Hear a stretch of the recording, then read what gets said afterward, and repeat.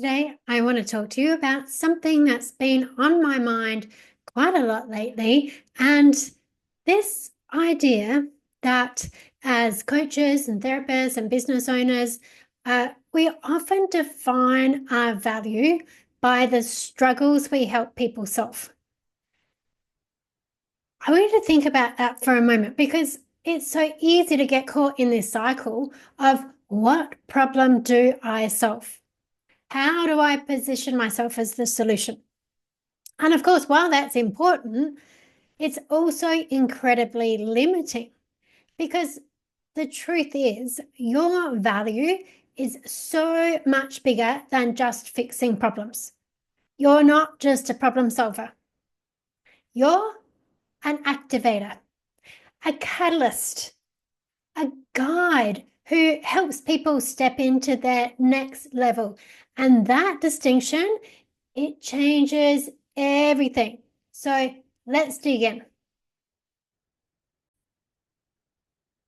So let's talk about how we get trapped in the problem solver identity. And, I had this realization the other day, and I was thinking about when I was first taught to market myself in my business. And it was always around find a pain point, speak to the struggle, show them, how to fix it. And I get it. It makes sense, right? In some way that people have problems to solve, and that's of value to them. But here's what happens when we only focus on that. And that is we start to see ourselves as valuable only when we're removing pain. Right? We start to reinforce that the idea that our worth is tied to struggle. And that can end up being our own struggle as well as our clients' struggles. And so then what we do is unintentionally attract clients that are more focused on escaping problems than stepping into possibility. And this is a big difference. And I can tell you that if you attract clients that are all problem focused, it gets very, very heavy, right? And I've been there. And you're like, oh my God, and I just feel like these people are showing up with the same problems over and over again. And now getting into this space of being a problem solver tends to be especially true from what I've noticed for myself and for clients that I've worked with, especially true for people who grew up in an environment where your needs were always second to somebody else's. Right? Somebody else's needs always seem to take the priority and they always got a problem. So it could have been, that you were in a situation where there was financial trouble or there was mental health challenges or that there were just people working a lot or you just didn't have a lot of time for you. And so we learned that our role is to be easy to get along with and to help other people solve their problems. And that is useful to want to be able to help people, but it's not sustainable. And so what we don't want to end up with is an entire business built around fixing things for people, becoming that person that clients come to when everything is falling apart. And if you're like me, you definitely love helping people, right? I love helping people. But if you're constantly working with people who are problem focused, it will drain your energy. And I see this where people are like, oh my God, I'm just getting so burnt out from just working with all this heavy stuff all the time. So the biggest shift that happened for me is when I realized that the clients that I actually most enjoyed working with were the ones who valued their life and their potential. And so what that means is that they valued not just me helping them fix their problems, but more so what I could help them create. So they had big goals, right? They had big goals. They got big ideas of how they want to live their life. So they were very much focused on shifting their problems and sorting out their problems, not just for the sake of focusing on their problems, but for getting to where they wanted to be. and helping them create in that space, helping them really open up all those opportunities and possibilities. That's very forward motivating for them. And that shift changed everything. It changed the types of results I was getting with my clients, the type of feedback that I was getting with my clients. So much shifted. So I want you to think about this for you. If you think about the best coaches or mentors or leaders that you've ever worked with, were they just solving problems for you, or were they expanding your vision of what's possible? Right? For me, the people who have had the most significant impact on my life were the ones who weren't just helping me to fix something. They were the ones who showed me a whole new way of thinking. They helped me see something in myself that I hadn't before. They activated something in me. They helped me see a reality that I could then see as real for me as well. And that is what I want for you to see in yourself. Yes, you can help people through their struggles, but your true magic is in the energy, insight, and the transformation that you bring. It's in the way you help them step into the next version of themselves. And that's why people invest in you, not just to solve a problem, but to experience a shift that opens up possibility and opportunity for them. And that's the magic of what happens when they work with you. So think about, what does this mean for you? How does this actually play out in your business? Because it's a subtle shift, but it's a subtle shift that will play out through your whole entire business. And it's really worthwhile. So even in your marketing, instead of just talking to the problems all the time, you start talking to the possibility, right? Painting a picture of what's available on the other side of working with you. Helping your audience, your potential clients, see themselves in their next level, not just in their struggle. And of course, this means that you've got to be stepping into that space yourself. And this will also then show up in your sales and your pricing, because when you own your value as an activator, pricing becomes easier. You're not just selling problem solving. Right? You're selling a transformation. You don't want people just to come to you over and over and over again just to keep solving problems. You want them to be getting into a place of where they're going, oh, I'm at the next level, and I'm at the next level. And that's really exciting. Right? That transformation is worth way more than any sort of quick fix solution.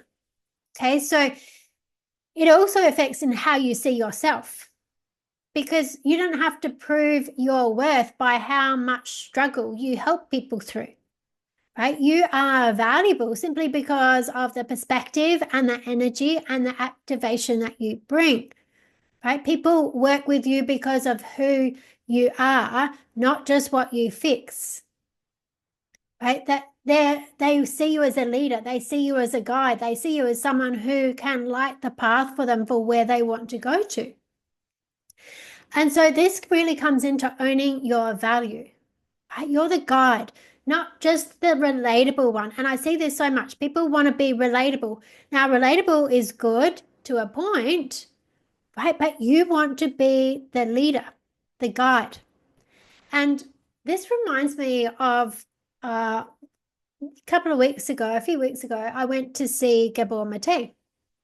And he's an incredible doctor who's in his 80s, and he's done incredible work with people around addiction and trauma, and so much wisdom this guy has. And he's lived through all kinds of he's Hungarian, and he's lived through all kinds of terrible times, and worked in a lot of war-torn countries and things like that. And so he knows a lot about trauma and addiction. And during the Q&A, there was a woman who stood up, and she asked something that really stood out to me. And essentially what she said is, I feel like I'm more relatable to my clients because I still have my own struggles. And, if I had it all figured out, wouldn't they feel like they couldn't connect with me? And I remember sitting there thinking, wow, this is such a common belief. So many people, especially in the coaching space, feel like they need to stay in the trenches with their clients so they're relatable. But here's the thing, and Gabor spoke to this pretty much the same point actually. You're not meant to just be relatable, right? You're not just meant to be there sitting in the crap with somebody. You're meant to be the guide to a brighter future. And yes, relatability matters. So people feel they have a connection with you and they trust you. But what's even more valuable is having the neurology of someone who has moved beyond the struggle, right? Moving beyond the struggle doesn't mean you suddenly won't remember what the struggle's like, right? Having the actual lived experience of what it feels like to be on the other side is really valuable. And you will be a much better coach. You will be much better at helping people get there if you've actually gone there yourself. Because if you've actually solved something within yourself, you don't just have intellectual knowledge, you have embodied wisdom. You get so many insights during your own healing. And so that wisdom is what allows you to guide people with a whole lot more confidence. It's what allows you to show them what's truly possible instead of just validating where they are. And, if you think about it, would you rather work with someone who's still in the same stuck place as you, or someone who has mastered the path forward, right? Like your clients don't need someone who just understands their pain. They need someone who sees what's possible beyond it, right? Someone who can hold a bigger vision for them than they can currently see for themselves.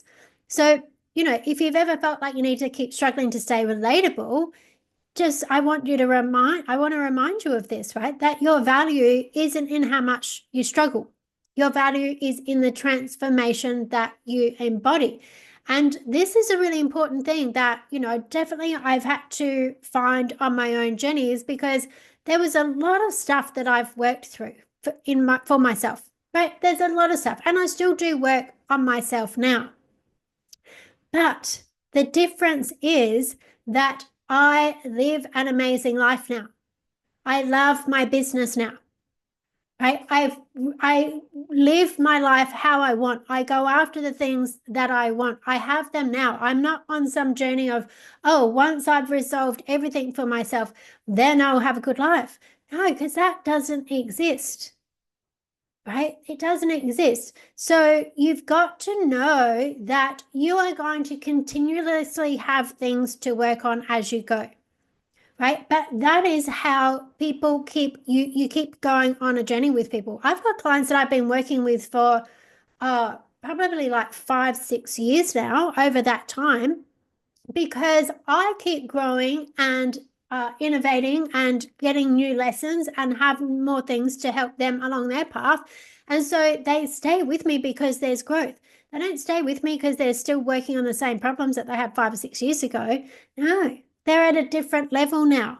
I'm at a different level now. And so we continue that journey. And so that is really important, is that there is no point you're going to get to where you go, oh my God, now I just have no problems and nobody can relate to me. That's not real, right? The whole thing why people want to solve their problems is so that they can feel good, that they can enjoy their life. So start enjoying your life. Focus on having the neurology of the solution. That's what people want to pay for, right? So I want you to just think about this for yourself. Where in your business have you been limiting your value to only solving problems? Right? How would things shift if you started owning your role as an activator of possibility? How much difference does that feel? And I would love for you to message me on Instagram, email me. I get people often like tag me in things and they send me messages and emails and go, oh my God, that part of the episode of the podcast, loved it. So if this has resonated with you, take a screenshot, share it on your stories, tag me, send me a message, because, I really want this to get out there. It is such an important thing for people to know. And it's not just for your benefit, it's for your clients as well. your clients will get much greater results when you step into that place of being the guide and really putting your focus on creating those outcomes for yourself and seeing the possibilities for your clients as well. So that's it for this episode. Keep being your fantastic, magnificent, magnetic self, and I'll catch you in the next one.